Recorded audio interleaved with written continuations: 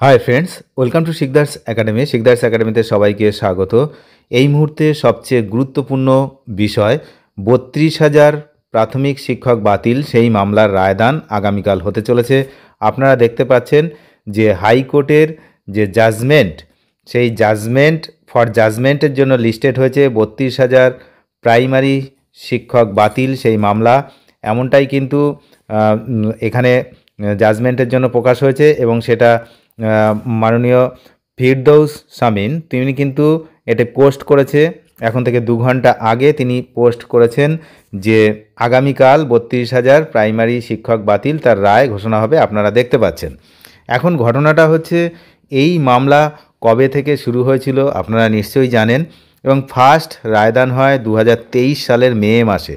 তৎকালীন বিচারপতি অভিজিৎ গঙ্গোপাধ্যায় 32,000 চাকরি বাতিল মামলার রায়দান করেছিলেন। তারপর এই মামলা কিন্তু ডিভিশন বেঞ্চে যায় এবং সেখানে স্থগিতাদেশ পায়। তারপর থেকে সেই মামলার শুনানি চলছিল ডিভিশন বেঞ্চে।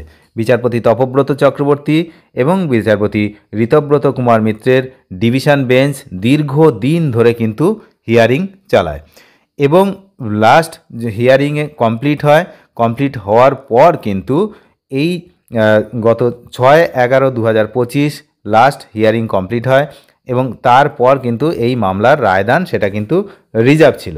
তো এখন আমরা দেখতে পাচ্ছি যে ফর জাজমেন্টের জন্য এই মামলাটি লিস্টেড হয়েছে, অর্থাৎ আগামীকাল দুপুর 2টোর পর কিন্তু 32,000 প্রাইমারি শিক্ষক বাতিল মামলার রায়দান ঘোষণা হতে পারে বা হবে, এমনটাই কিন্তু জানা যাচ্ছে। এমনটা কিন্তু বলেও দিয়েছেন আইনজীবী ফিরদৌস শামীম, তিনি কিন্তু বলে দিয়েছেন এবং এখানে তিনি তার যে হাইকোর্টের যে জাজমেন্টের জন্য যে লিস্টেড হয়েছে সেটাও কিন্তু উনি এখানে দিয়েছেন, পোস্ট করেছেন ওনার ফেসবুক পেজে।